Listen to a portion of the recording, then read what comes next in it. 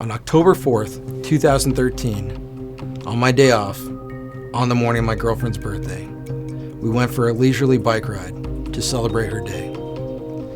According to the crash report, a motorist traveling at 45 miles per hour struck us from behind as we were riding side by side in a dedicated bike lane. In that moment, I almost lost my life to the very message that I had already been advocating through Look Save a Life. I sustained 6 fractured vertebrae, a fractured pelvis, and a traumatic brain injury. Was forced to a lengthy hospital recovery, not to mention losing my dream career as a firefighter.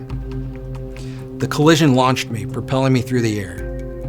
The impact catastrophically exploded my bicycle into a multitude of fragments, scattering debris all over the road. Both shoes that had been clipped into my pedals had been hurled from my feet. The damage to my helmet was considered significant. The sirens heard screaming to our aid were in fact my brothers from the very fire department that I was employed with.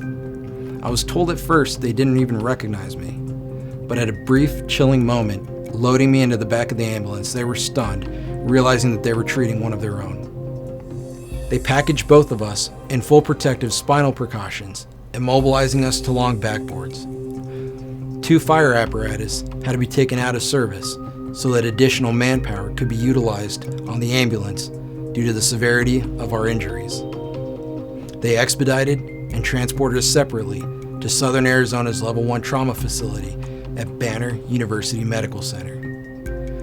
What I do remember didn't occur until days later. I remember awakening in a hospital bed in excruciating pain.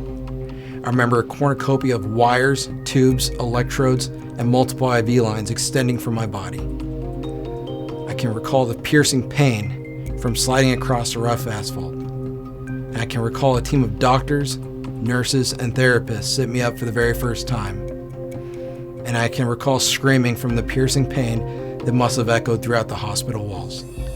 It's a strange thing being physically fit to perform your duties as a firefighter or riding your bike 100 miles on any given day, then wake up the next day, vulnerable, in a hospital bed, unable to perform simple tasks such as walking or going to the bathroom. I was humbled when former State Senator Steve Farley and former Representative Ethan Orr came to my hospital bed to host a press conference discussing bipartisan ways in which to legislate distracted driving.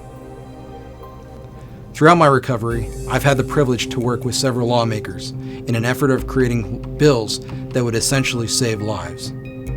Just this year, in early April, Governor Doug Ducey sternly said that the time is no more and signed this bill into law. A moment's distraction can be a lifetime of regret.